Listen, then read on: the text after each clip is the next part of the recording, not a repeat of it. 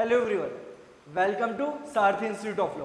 RGS 2025 का mains examination conduct हो रहे हैं और कुछ ही घंटों का समय बचा है। ये जो दिन है ये आपके लिए बहुत ज़्यादा डिफिकल्ट होने वाला है, स्पेशली वो सारे एस्पिरेंट्स जो फर्स्ट टाइम ये मेंस एग्जामिनेशन लिखने वाले, क्योंकि इस टाइम पर एंग्जाइटी और टेंशन है बहुत ज़्यादा, समझ में नहीं आ रहा है कि करें तो करें क्या। और इस समय पे अगर आपको सही से गाइडेंस ना दी जाए तो हो सकता है कि आप इस समय में कुछ ऐसी गलतियां कर दो जो आपके रिजल्ट पर बहुत ही नेगेटिव इंपैक्ट डाले। क्योंकि देखिए बोलते हैं ना, जब तक आप किसी रेस में एंड लाइन क्रॉस ना कर जाओ तब तक आपको बिल्कुल भी ढीले नहीं पड़ना होता है, अपने आप को मजबूती से आगे मूव करना होता है। क्योंकि एंड स्टेज पे अगर आपकी एक छोटी सी मिस्टेक आपको रेस में बहुत पीछे लेके जाएगी, और देखिए ये मौका बार बार नहीं आएगा। तो इसीलिए ये जो समय आपको बहुत ही ध्यान से सारे काम करने हैं। अब आज के इस वीडियो में मैं आपको जो बहुत छोटी छोटी टिप्स देने वाला हूं, देखिए ये टिप्स है बहुत छोटी बहुत बेसिक, लेकिन ये बहुत ज्यादा इंपॉर्टेंट है। और मैं ये इसलिए नहीं बोल रहा हूं जस्ट बिकॉज आप ये वीडियो देखो मेरा जो पर्सनल एक्सपीरियंस रहा है आरजीएस मेंस को लिखने का, और उसके बाद जो हमारे स्टूडेंट्स का एक्सपीरियंस रहा है पास्ट ईयर के अंदर आरजीएस मेंस को लिखने का, उस पूरे एक्सपीरियंस को एनालाइज करके ये कुछ इंपॉर्टेंट बेसिक से पॉइंट है जो मैं आपको बताने वाला हूं। इन बेसिक पॉइंट को या तो कोई आपको बताएगा नहीं, या कोई बताएगा तो आप इसको हो सकता है इग्नोर कर दो, और ये इग्नोरेंस आपको बहुत ज्यादा भारी पड़ सकती है। इसीलिए इस वीडियो को ध्यान से देखना और ये मेक श्योर करना कि आप इन सारी चीजों को स्ट्रिक्टली फॉलो करो, क्योंकि जैसे मैंने बोला एक छोटी सी गलती इस समय में आपको रेस से बहुत पीछे और हो सकता है कि शायद रेस से बाहर ही कर दे। इसलिए गलतियां अपन को नहीं करनी है। और देखिए ये जो वीडियो है ये स्पेसिफिकली आपके लिए बनाया जा रहा है, ये वीडियो मेरे लिए नहीं बन रहा है। इसीलिए इस वीडियो को पूरा जरूर देखना और ट्राई करना सारी चीजों को फॉलो कर पाओ। चलो स्टार्ट करते हैं कि आपको सारी चीजें करनी कैसे है। अब ये जो मैं आपको टिप्स देने वाला हूं, ये इसको मैं दो पार्ट में डिवाइड करूंगा। पहला जो आपका पार्ट होने वाला है वो रहेगा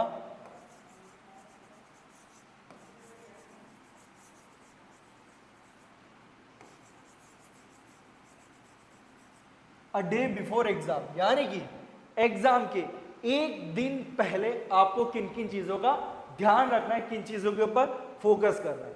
सबसे पहली चीज जो आपको करनी है वो है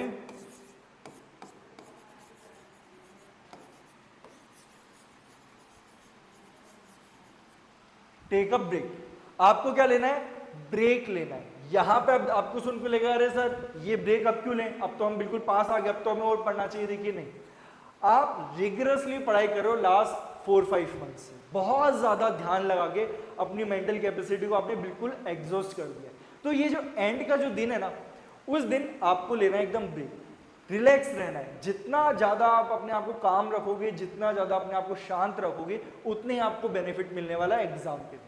तो यहां पे आपको बहुत ज्यादा पढ़ाई नहीं करनी, बिल्कुल भी ज्यादा पढ़ाई नहीं करनी है। बिल्कुल बेसिक चीजें जो आपने ऑलरेडी नोट्स बनाए उनको बस ऊपर से रेफर करो, बहुत ज्यादा डिटेल में नहीं घुसना है, अपने आप को ओवरलोड नहीं करना है। क्योंकि देखिए फ्रेश माइंड से अगर आप पेपर देने जाओगे तो आपको बहुत ज्यादा बेनिफिट मिलेगा। आपको रियलाइज होगा कि बहुत सारी चीजें जो आपको डर लग रहा था कि शायद मैं रिकॉल ना कर पाऊं, लेकिन आप रिकॉल कर जाओगे। लेकिन वहीं पर अगर आप बिल्कुल एग्जॉस्टिव माइंड के साथ वहां पर गए, ओवरलोड होके गए, तो फिर वहां पर आपको बहुत बेसिक चीजें वो भी शायद याद ना हो। तो ये बहुत बड़ी गड़बड़ करते हैं बच्चे कि लास्ट डे ट्राई करते हैं कि हम पूरा का पूरा सिलेबस पढ़ जाए, एक बार उसको पूरा का पूरा रिवाइज कर ले। देखिए पॉसिबल नहीं है कि आप इफेक्टिव वे में उसको पढ़ पाओ। तो जब इफेक्टिव वे में आप पढ़ नहीं पा रहे हो, उसका नेगेटिव इंपैक्ट हो रहा है, तो फिर मेरा ये बोलना है कि आपको करना ही क्यों है। हमको देखो, आपने जो चीजें पिछले 4 से 5 महीने में रिगरसली पढ़ी है, तो ऐसा तो ही नहीं कि आप एक दिन में कुछ बहुत बड़ा उखाड़ लोगे। जो करना था आप ऑलरेडी कर चुके हो। तो इस दिन अपन को क्या लेना? ब्रेक लेना है। वो ब्रेक कैसे लेना है उससे हमें मिलेगा अपना सेकंड पॉइंट। ठीक है, सेकंड पॉइंट जो है वो अपने आप में बहुत ज्यादा जरूरी है। वो क्या है?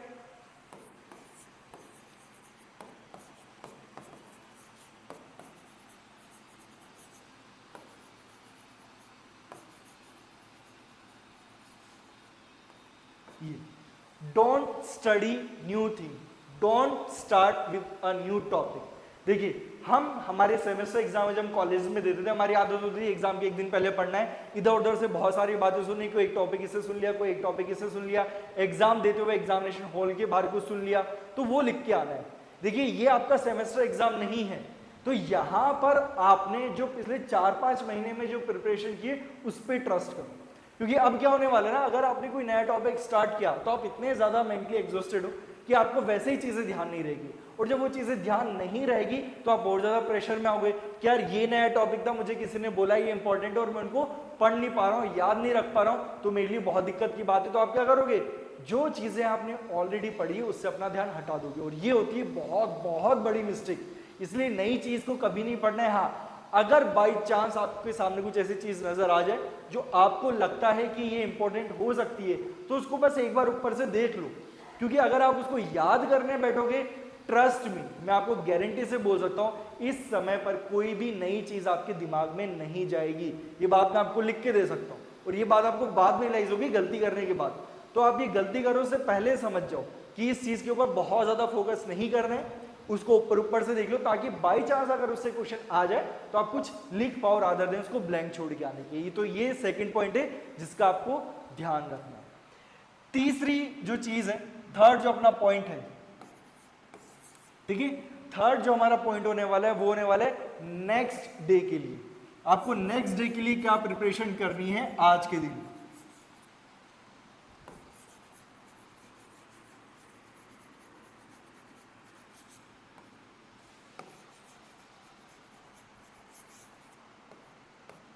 अरेंज फॉलोइंग थिंग्स, यानी कि ये जो चीजें ये आपको एक दिन पहले इकट्ठा करके, हो सकता है कि आप उससे एक दिन 2 दिन पहले कर लेते हो, 2 दिन पहले कर ले तो बहुत अच्छी बात है, नहीं किया तो उस दिन एग्जाम के एक दिन पहले आपको सुबह सुबह दिन में, शाम के लिए भी नहीं छोड़ना है, सुबह सुबह दिन में ये सारी चीजें अरेंज करके रख लेनी है। अब ये क्या चीज है, सबसे पहली चीज जो आपको अरेंज करनी है और पूरा बॉक्स बनाना है वो है एडमिट कार्ड।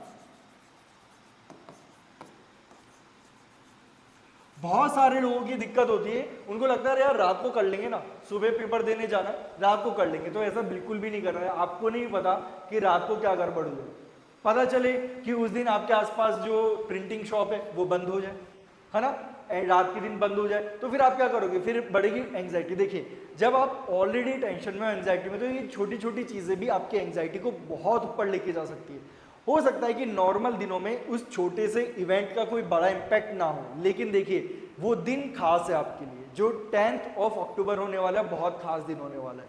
इस दिन एक छोटी से छोटी परेशानी भी बहुत बड़ा इंपैक्ट डालेगा आपकी प्रिपरेशन पे। तो आपको क्या करना है, उस दिन सुबह सुबह या दिन तक ये सारी प्रिपरेशन कर लेनी है।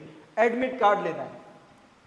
सेकंड, आपका आईडी कार्ड, जो भी आईडी कार्ड आपने फॉर्म भरते हुए लगाया था उसका प्रिंट आउट भी लेना है, और वो ओरिजिनल जो आईडी कार्ड था वो भी आप अपने बॉक्स में जरूर रख लेना। ओके। थर्ड, पेन प्लस आप एक्स्ट्रा पेन रख सकते हो, एक्स्ट्रा रिफिल रख सकते हो, जो भी आप रखना चाहो, ठीक है।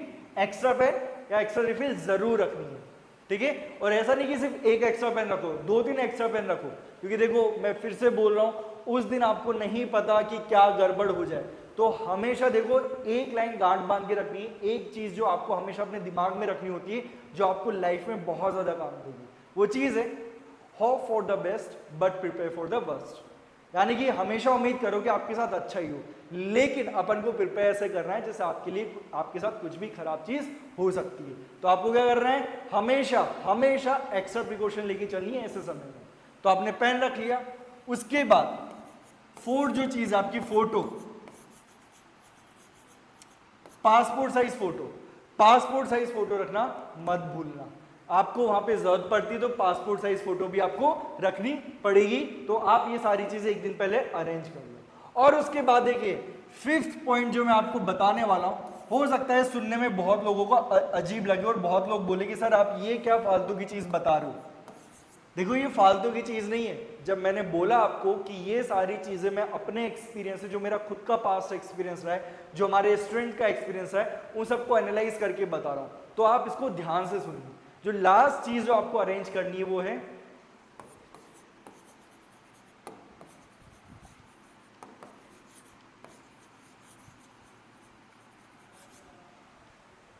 Pain relief spray. वॉली नहीं हो सकता, मूव हो सकता, कुछ भी हो सकता है। अब इसके पीछे का लॉजिक समझे कि मैं आपको क्यों ये बोल रहा हूं आप अरेंज करके रखिए। देखिए जब आप वहाँ पे एग्जाम देने जाओगे तो 3 घंटे का पहला एग्जाम होगा और 2 घंटे का सेकंड एग्जाम होगा, यानी कि एक ही दिन में आपको 5 घंटे लगातार बैठना है। और आप क्या करते हो, वैसे तो अपने घर में भी आपको लंबी लंबी सिटिंग देने की आदत होगी, 10-10 घंटे 12-12 घंटे आप इजीली बैठ पाते हो अपनी चेयर पे। लेकिन इस चीज़ पे ध्यान दीजिए कि जब आप घर में बैठ के पढ़ते हो आपकी चेयर जो होती है कंफर्टेबल होती है, कुशन वाली होती है, फिर आप एक्स्ट्रा कुशन उसमें लगा के रखते हो तो आपका इतना ज़्यादा बैक पेन नहीं होता।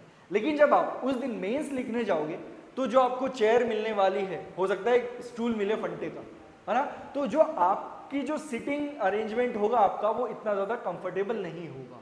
हो सकता है कि बहुत से बच्चों को बैक पेन होने लग जाए 3 घंटे का पेपर होते होते, तो अभी तो आपको उस दिन का पूरा करना है और नेक्स्ट डे का भी करना है, तो इसीलिए आपको क्या करना है, एक पेन रिलीफ स्प्रे या पेन किलर, तो मैं बोलूँगा शायद थोड़ा ज़्यादा हो जाएगा, लेकिन एटलीस्ट आप वो स्प्रे लेके अपने पास ज़रूर रखिए और उस स्प्रे को लेके जाइए। और जब एग्जाम के बाद 3 घंटे का जो एग्जाम होगा आपको लगता है कि आपको हल्का हल्का पेन होने लग गया है तो एक बार वो स्प्रे एग्जाम देते ही कीजिए, और जब आप उसी दिन सेकंड पेपर जब करने जाओ उससे पहले भी वो स्प्रे जरूर लगा के जाओ, क्योंकि देखिए वहां पे एक छोटा डिस्कंफर्ट भी आपकी परफॉर्मेंस को बहुत ज़्यादा इम्पैक्ट डाल सकता है। तो हमें कोई भी ऐसी चीज़ नहीं करनी है जो आपकी प्रिपरेशन को नेगेटिव इम्पैक्ट डाले, इसलिए कोई भी पेन रिलीफ स्प्रे आपको अपने पास ज़रूर से ज़रूर रखना है। तो ये वो जो 5 चीज़ें हैं, देखिए आप चाहो तो इसका स्क्रीनशॉट ले सकते हो या फिर आप इसकी लिस्ट बना सकते हो और ये लिस्ट बना के आप इसको टिक मार्क करके रखना है, क्या ये 5 चीज़ें मैंने अरेंज करके रख ली है फिर नहीं रखी है।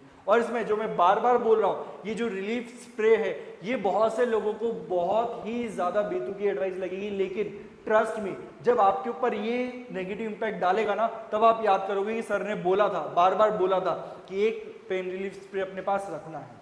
तो ये चीज़ ज़रूर लेके आनी है। हाँ, ये जो चीज़ है ये आपको अंदर नहीं लेके जाने देंगे, तो देखो नॉर्मली या तो आपके पेरेंट्स आपको छोड़ने आते हैं या फिर आप अपने साथ बैग लेके आते हो जो एग्जामिनेशन सेंटर के बाहर आप डिपॉजिट करते हो, तो उस बैग के अंदर ये स्प्रे ज़रूर होना चाहिए। तो ये सारी चीज़ें आपको 5 चीज़ें एक दिन पहले ही अरेंज करके रख लेनी है, ठीक है। उसके बाद जो आपका नेक्स्ट पॉइंट होने वाला है, 4th पॉइंट जो आपका है,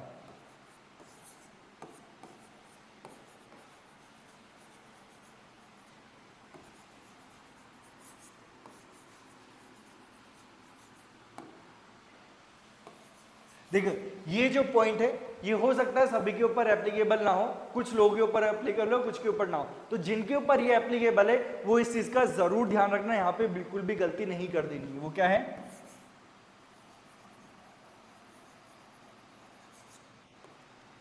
remove any kind of jewellery which you are wearing, चाहे वो ज्वेलरी हो या फिर थ्रेड हो। देखो हम इंडियंस की आदत होती है हाथ में हम ये जो धागा है ये बांध के रखते हैं, ठीक है, या कड़ा पहन के रखते हैं, और अगर कोई फीमेल कैंडिडेट है तो उनके कानों के अंदर टॉप्स भी होंगे, ठीक है, इयररिंग्स होंगी, गले में चेन होगी, लड़के भी पहनते। तो इस टाइप की कोई भी एक्स्ट्रा ज्वेलरी अगर आपने पहनी हुई है तो उसको एक दिन पहले रिमूव कर दो, क्योंकि उस दिन जब सुबह सुबह आप एग्जाम देने जाओगे तो आपको हो सकता है कि चीज़ याद ना है, और वहाँ पे एग्जामिनेशन सेंटर में जाके फिर आप हड़बड़ी करोगे, आपको अंदर नहीं जाने देंगे, फिर आप इधर उधर भागोगे, कहाँ डिपॉजिट करूँ कहाँ डिपॉजिट करूँ। और अगर आपकी ज्वेलरी महंगी है, अगर आपने जो इयरिंग है वो सोने के पहने हुए, चांदी के पहने हुए, कड़ा चांदी का है, सोने का पहना, इस तरीके की अगर महंगी ज्वेलरी पहनी हुई है तो फिर आपके दिमाग में एक अलग टेंशन होगी, यार मैं अगर बाहर शॉप पे अगर उसको डिपॉजिट करूंगा या करूंगी और वो अगर घूम गए तो ये टेंशन आपको एग्जाम के दिन नहीं लेनी है।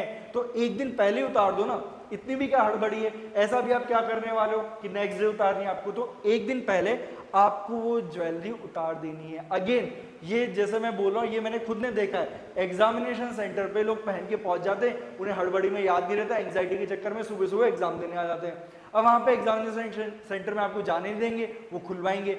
अब आप ऑलरेडी इतने ज़्यादा प्रेशर में हो, फिर इधर उधर भागोगे, आपके फैमिली मेंबर जो एग्जामिनेशन सेंटर के बाहर खड़े, आप फिर से बाहर जाओगे, फिर उनको देख क्या होगा, अगर वो बाहर ही खड़े हुए तो बहुत अच्छी बात है, वो थोड़ा भी इधर उधर हो गए तो फिर दिक्कत की बात हो गई।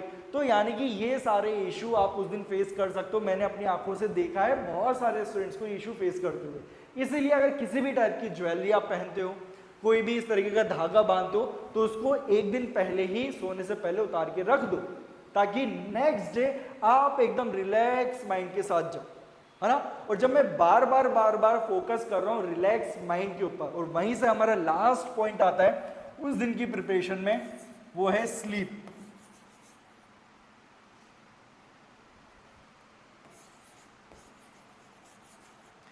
Sleep on time. अगेन यहां पे बच्चे वही गलती करेंगे जो सेमेस्टर एग्जाम की गलती होती है। क्या करेंगे कि भैया टाइम पे नहीं सोएंगे, रात को 2-2 3-3 बजे तक पढ़ रहे हैं और सुबह वही 6-7 बजे उठ रहे हैं, 6 बजे उठ रहे हैं, यानी 3 घंटे की नींद में वो ये उम्मीद करते हैं कि हम बेस्ट परफॉर्मेंस दें अपनी उस दिन। तो ऐसा पॉसिबल नहीं है। आपको एटलीस्ट 6 से 7 घंटे की नींद लेके जानी है। इतनी नींद लेके जाओगे तब जाके आपका जो दिमाग है ना वो शांत रहेगा, और जब शांत रहेगा तब वो बेटर परफॉर्म कर पाएगा। आपने ये एडवाइस बहुत बार अलग अलग लोगों से, अलग अलग फील्ड के लोगों से सुनोगे। जैसे हमारे देश के अंदर क्रिकेट को हर कोई फॉलो करता है। अगर आपने किसी भी क्रिकेटर का इंटरव्यू कभी सुना हो, देखा हो या कहीं पे पढ़ा हो, तो एक चीज वो बार बार बोलते हैं कि इंपॉर्टेंट गेम से पहले वो एकदम रिलैक्स रहना चाहते हैं, ठीक है, प्रॉपर नींद लेते हैं, फिर वो नेक्स्ट डे गेम खेलने जाते हैं ताकि वो अपना बेस्ट परफॉर्म कर पाए। वो मेंटल एबिलिटी जो है वो एकदम पीक पर रहे उनकी, ठीक है, जो परफॉर्मेंस है एकदम पीक पर रहे, किसी भी तरीके से कहीं पे भी मेंटल फटीग नहीं होना चाहिए। तो यहाँ पे जो बच्चे गलती करेंगे वो 2-3 बजे तक जगेंगे कि रिवाइज कर लेता हूँ, रिवाइज कर लेता हूँ, पढ़ लेता हूँ, सुबह भी जल्दी उठ जाएंगे और फिर क्या करेंगे, एग्जाम देने भागेंगे। ऐसा नहीं करना है। एटलीस्ट 6 से 7 घंटे की आपको नींद जरूर से जरूर लेंगे। जब आप ये लोगे उसके बाद आप क्या कर पाओगे, एक्चुअल में सही से परफॉर्म कर पाओगे। तो ये जो अलग अलग पॉइंट्स है मैंने आपको जो बताए, टोटल 5 पॉइंट्स जो बताए, ये काम आपको करना है एग्जाम के एक दिन पहले, है ना, यानी कि 10 अक्टूबर को आपको ये काम करना है। अब हम देखते हैं कि जिस दिन आपका एग्जाम है यानी कि 11th एंड 12th को, उस दिन आपको क्या क्या चीजें करनी है, किन चीजों का आपको स्पेसिफिकली ध्यान देना है। यानी कि अब हम आ गए हमारे एग्जाम डे के दिन।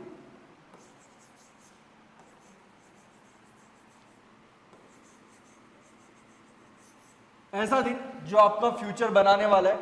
ये दिन, ये जो 2 दिन है, अगर आपने बहुत अच्छे से आराम से अपनी बेस्ट परफॉर्मेंस दी है, देन ट्रस्ट आपका फ्यूचर बनने वाला है। तो एग्जाम डे जो है हमारा, उस दिन कोई भी गड़बड़ हमको नहीं करनी। तो उस दिन क्या करना है अपन को, जो पॉइंट हमने लास्ट था हमारा वही यहां पे फर्स्ट होने वाला है। यानी कि क्या करना है आपको,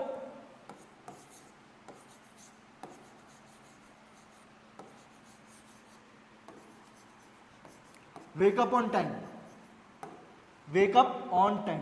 अगर आपने फैमिली मेंबर्स के साथ रह रहे हो तो उनको बोल के सो कि भैया मुझे टाइम पे उठा देना। यानी कि आप जब उठो तो आपके पास इनफ टाइम होना चाहिए कि आप आराम से एग्जामिनेशन सेंटर पे पहुंच जाओ, आराम से ब्रेकफास्ट करो, आराम से नहाओ धो, आराम से शांत रहो। क्योंकि क्या होगा, अगर आप टाइम पर नहीं उठे, भागते भागते ब्रेकफास्ट करोगे, भागते भागते सेंटर जाओगे, तो अपन को ये क्यों करना है। जब आप रात को टाइम पर सो चुके हो, जब मैंने आपको बोला है कि एक दिन पहले आपको क्या करना है, टाइम पर सोना है, और अगले दिन क्या होगा, टाइम पर जगना है, तो ये चीज आपको फॉलो करनी है, लेट नहीं करना है, ठीक है, लेट नहीं करना है, टाइम पर जगना है। और अब जब आप एक बार टाइम पर जग गए हो तो आपको सेकंड काम क्या करना है,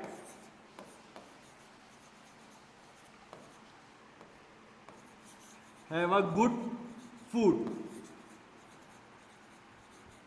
ठीक है, have a good food. Good food का मतलब ये कि ब्रेकफास्ट करके आओ अच्छे से, ठीक है, पेट आपका भरा होना चाहिए, लेकिन इतना ज्यादा भी भरा होना कि आपको वहां पे एग्जाम देते हुए नींद आने लग जाए।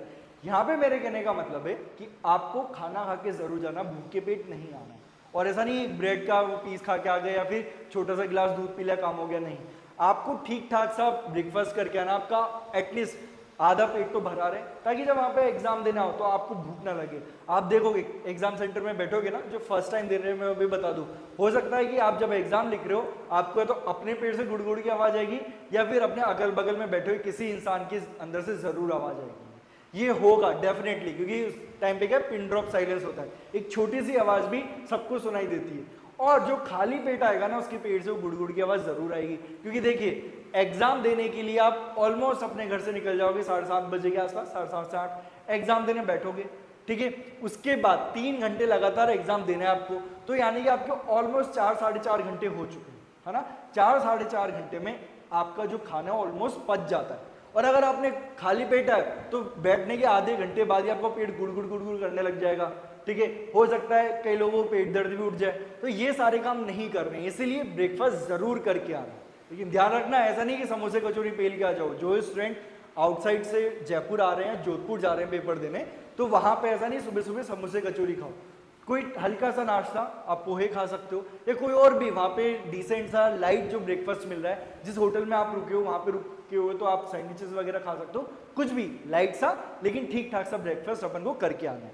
उसके बाद तीसरी चीज जो एकदम जो बोलते हैं ना बिगनर लेवल की गलती करते हैं, जो मैं बार बार बोल रहा हूं कि आप लोग डिफरेंशिएट नहीं कर पाते हो कि सेमेस्टर एग्जाम अलग है और आपका जुडिशरी का एग्जाम अलग है। वो गलती क्या है? बच्चे क्या करेंगे,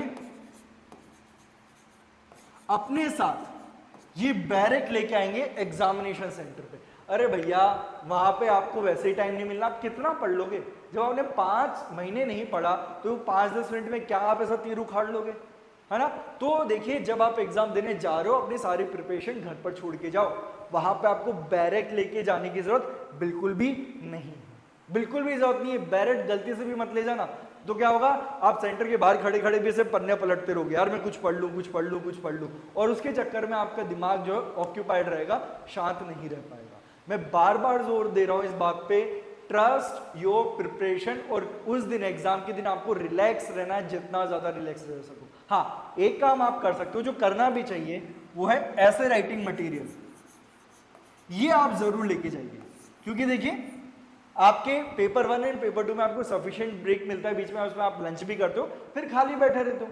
तो अगर आप वापस, आपका घर अगर सेंटर के आसपास नहीं है और आप घर नहीं जा रहे हो वापस, तो फिर आप क्या करो, अपने साथ ऐसे राइटिंग का कंटेंट ले जाओ और उसको लंच करने के बाद थोड़ा सा पलट पलट के देख लो, तो वो आपको थोड़ा सा जो है टाइम पास करने में हेल्प करेगा। हाँ ये मत करना कि वहां पे फिर से बैठ के, जो मैं बार बार बोल रहा हूं, कोई नई चीजें नहीं, जो ऐसे टॉपिक्स आपने खुद ने प्रिपेयर किए हैं उनको याद करो, ठीक है? क्योंकि कोई नया फैक्ट आपको वहां बताने लग जाएगा। चंद्रयान का जैसे लास्ट टाइम जो है ऐसे राइटिंग में आया था चंद्रयान, अब कोई मुझे एग्जाम के आधे घंटे पहले चंद्रयान के कितने भी फैक्ट बता दे, मुश्किल से 2 या 3 फैक्ट मुझे याद रहने वाले हैं। क्या उस 2-3 फैक्ट के ऊपर मैं 3-4 पेजेस का ऐसे लिख पाऊंगा? क्या नहीं लिख सकता।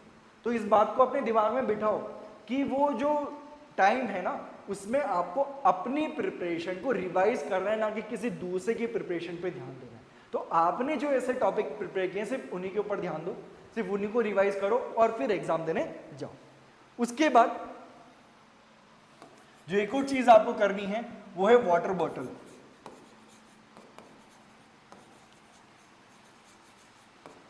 वैसे तो देखिए एग्जामिनेशन सेंटर पे आपको जो है पानी की फैसिलिटी होती है और वो बार बार क्लास के अंदर पानी लेके आते हैं, तो आपको उठने की भी ऐसा जरूरत नहीं पड़ती। लेकिन बहुत से स्टूडेंट रहते हैं जो प्रीफर नहीं करते बाहर का पानी पीना, उनको सेफ्टी इश्यूज रहते हैं कि हो सकता है ये वाटर क्लीन ना हो। तो फिर ऐसी सिचुएशन में क्या होगा, अगर आपने अपनी वाटर बॉटल कैरी नहीं किए तो आप वो 3 घंटे प्यासे बैठे रहोगे और डिहाइड्रेशन हो जाएगा, है ना? डिहाइड्रेशन होगा, 3 घंटे से आप प्यासे बैठो, एग्जामिनेशन सेंटर के बाहर भी तो खड़े थे, पता चला आप एग्जामिनेशन सेंटर के बाहर घंटे भर से खड़े हो, तो 4 घंटे आपके ये हो गए। 4 घंटे अगर आपने एक भी बूंद पानी नहीं पिया तो डिहाइड्रेशन पक्का होगा, और जब डिहाइड्रेशन होगा फिर मैं देखता हूँ आप शाम वाला पेपर कैसे इजीली कर लेते हो। तो वहां पर आपको क्या करना है, अपनी वाटर बोतल कैरी करनी है। हाँ ट्रांसपेरेंट होनी चाहिए बोतल, बिल्कुल भी रिस्क मत लो। आप वो स्टील की बोतल आती है, कोई दूसरी बोतल आती है, वो मत लो, एक प्लास्टिक की ट्रांसपेरेंट बोतल लेके जाओ, ठीक है? उसके ऊपर से जो रैपर वगैरह वो भी आप हटा के जाओ ताकि वहां पे कोई दिक्कत ना हो। वैसे तो रैपर को इतना ज्यादा वो इशू करते नहीं है, वो जो बिस्लरी वाली बोतल्स आती है लेके जान देते, बट स्टिल कोई इशू कर दे तो आप वहां पे जो उसको फाड़ के हटा देना। लेकिन एक बॉटल अपनी जरूर कैरी करना, वाटर बॉटल, वो आपको बहुत ज्यादा हेल्प करेगी। देखिए आप 3 घंटे वाला जो पेपर है ना वो फिर भी दे लोगे, लेकिन शाम को भी तो आपको 2 घंटे बैठ के लिखना है। वहां पे अगर आपकी डिहाइड्रेशन हो गई और आपको बहुत ज्यादा दिक्कत हुई लिखने के अंदर, आपका सिर दर्द करने लग गया, तो फिर क्या कर लोगे आप? तो इसलिए आपको क्या करना है, वाटर बॉटल अपनी जरूर से जरूर कैरी करनी है, ठीक है? उसके बाद जो नेक्स्ट पॉइंट है,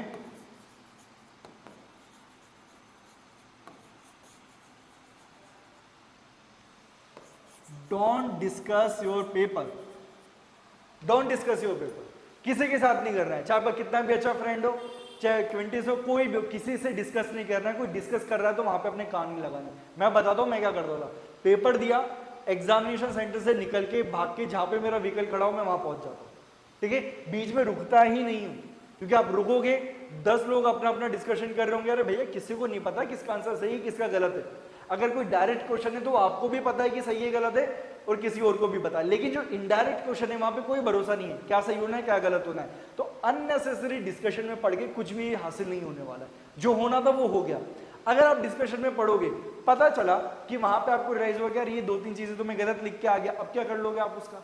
लेकिन उस टेंशन की वजह से आप अपने आने वाले पेपर्स को भी बिगाड़ दोगे, है ना। और देखिए, जो आपको ये बोल रहा है कि नहीं इसका आंसर तो ये होना चाहिए था, क्या गारंटी कि उसका आंसर सही है? हो सकता है ना आपका आंसर सही हो, फिर आप फिर से उसी टेंशन में आ जाओगे, अरे यार मेरा सही है उसका सही है, और आप अपने नेक्स्ट पेपर के ऊपर फोकस करने के बजाय ऑलरेडी पास्ट में क्या करोगे, घूमते रहोगे। तो ये अपन को नहीं करना है, इसीलिए पेपर को बिल्कुल भी डिस्कस नहीं करना है ना।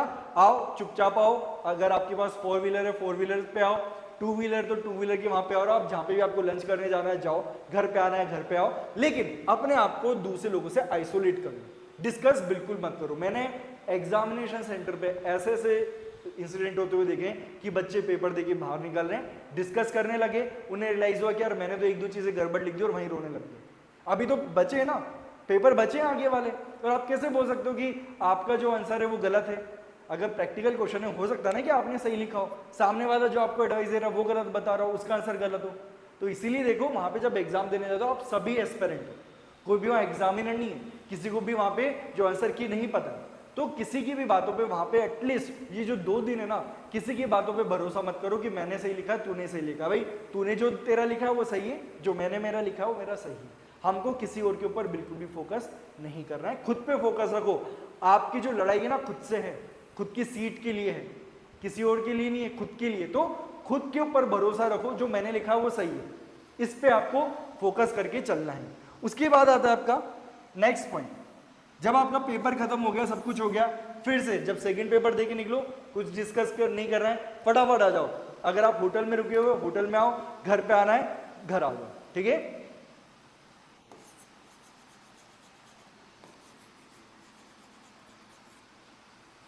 स्ट्रेट अवे जैसे एग्जाम खत्म हो घर पे आ जाओ, बीच में नहीं रुकना है, बिल्कुल भी अपना टाइम वेस्ट नहीं करना, घर पे आके आराम से रेस्ट करो, है ना। देखो जब आप पेपर देके घर पे आओगे तो 7 तक बज चुके होंगे, ठीक है, घर आसपास है तो हो सकता है 6:30 बजे आप घर पे पहुंच जाओ, मतलब कि आप 7 साढ़े 7 तक घर पहुंच जाओगे। बहुत से लोगों की आदत होती है शाम को चाय पीने की, घर पे आओ रिलैक्स करो, ठीक है, गाने वाने सुनो, चाय पियो, नहीं आप जो आज आपने 2 पेपर अटेम्प्ट किए हैं फर्स्ट डे, उसको अपने दिमाग से बिल्कुल निकाल दो, ठीक है। जो होना था हो गया, रिलैक्स करो, फैमिली मेंबर्स के साथ बैठो, 2-5 मिनट बात करो, गाने वाने सुनो, ठीक है। हाँ, टीवी देखने मत लग जाना, इंस्टाग्राम पे स्क्रॉल मत करना, यूट्यूब मत देखना, नहीं, गाने सुन सकते हो, ठीक है, गाने आपको बहुत ज्यादा रिलैक्सिंग फील करवाते हैं। तो आओ चाय वाय पियो, जिसको जो करना है करो, रिलैक्स करो, ठीक है। फिर थोड़ा बहुत जो है, अगर मैं अभी भी एडवाइस दूंगा कि मत पढ़ना, लेकिन अगर आप पढ़ना चाहते हो तो आपके जो खुद के नोट्स हैं, ठीक है, जो खुद के नोट्स हैं उनको बस ऊपर ऊपर से रिवाइज कर लो, ठीक है। आराम से अपना डिनर करो और थोड़ी देर बाद 9-10 बजे तक आप सो जाओ, ठीक है। 10 बजे सोओगे, क्योंकि देखो आज का जो दिन आपका निकला नहीं, 11 अक्टूबर का जो आपका दिन निकला ना, बहुत ही ज्यादा टायरिंग था। आपको रियलाइज नहीं होगा, ये आपको रियलाइज होगा 12 अक्टूबर को कि यार आज मुझे इतनी थकान क्यों फील हो रही है। और इसलिए आप देखोगे बहुत से ऐसे बच्चे हैं जिनका सिविल का पेपर तो सही हो जाता है, क्रिमिनल का बिगड़ जाता है सेकंड डे जो पेपर है, जबकि उनकी क्रिमिनल पे कमांड अच्छी हो, लेकिन फिर भी उनका पेपर बिगड़ जाएगा। क्यों? क्योंकि ऑलरेडी इतना ज्यादा फटीग हो चुके हैं कि 12 अक्टूबर को सही से परफॉर्म नहीं कर पा रहे। इसीलिए आपको ये फोकस करना है कि भैया मेरा एग्जाम 1 दिन का नहीं है, मुझे 2 दिन एग्जाम देना है। तो आप अपने आप को उसी तरीके से प्रिपेयर रखना है कि मैं 2 दिन एग्जाम दूंगा, 2 दिन मुझे परफॉर्म करना है, बेस्ट परफॉर्मेंस देनी है। और उसी तरीके से जब अपने आप को मेंटली प्रिपेयर करोगे, तब जाके अब 12 अक्टूबर को सही से परफॉर्म कर पाओगे। तो ये है मेरी कुछ टिप्स। और इसके बाद एक बोनस टिप जो मैं सबसे एंड में आपको दूंगा, हर वीडियो के अंदर हम एक बोनस टिप जरूर देते हैं प्रिपरेशन की रिगार्डिंग। तो बोनस टिप ये है कि देखिए, जब भी दोनों दिन एग्जाम देने जा रहे हो, भगवान के सामने एक अगरबत्ती जरूर करके जाओ। मैंने बार बार बोला है, ये जो कॉम्पिटिटिव एग्जाम है, जितना ज्यादा आपकी मेहनत है उतना ही इंपॉर्टेंट आपका लक है। क्योंकि जो मैं बोला ना कि 2 दिन आपको अपना बेस्ट परफॉर्म करना है, आपको नहीं पता क्या छोटी सी चीज आपके परफॉर्मेंस पे नेगेटिव इंपैक्ट डाल दे। तो भगवान से यही दुआ करना कि मेरे साथ इन 2 दिन में ऐसा कुछ भी ना हो जिससे मेरी परफॉर्मेंस जो है नेगेटिवली इंपैक्ट पड़े उसके ऊपर। कुछ भी ऐसा ना हो, जो मेरे हाथ में वो तो मैं कर ही रहा हूं, लेकिन कुछ भी ऐसा ना हो, पता चले आप एग्जाम देने जा रहे हो, वहां पे लाइट चली गई, ठीक है, वैसे इन्वर्टर वगैरह होते हैं, बाई चांस लाइट गई और वहां पर जो इन्वर्टर नहीं हुआ, ठीक है, इन्वर्टर ने काम नहीं किया, गर्मी में मर रहे हो, ठीक है, पसीने टपक रहे हैं, पेपर नहीं लिखा जा रहा, हो गया पेपर खराब। तो यानी कि अब ये चीज तो आपके हाथ में है नहीं, तो इसीलिए एग्जाम जब देने जा रहे हो दोनों दिन आराम से जाने से पहले भगवान के सामने हाथ जोड़ के जाओ कि आपके साथ कुछ भी ऐसी चीज ना हो जाए जिसकी वजह से आपकी परफॉर्मेंस नेगेटिवली इंपैक्ट करे।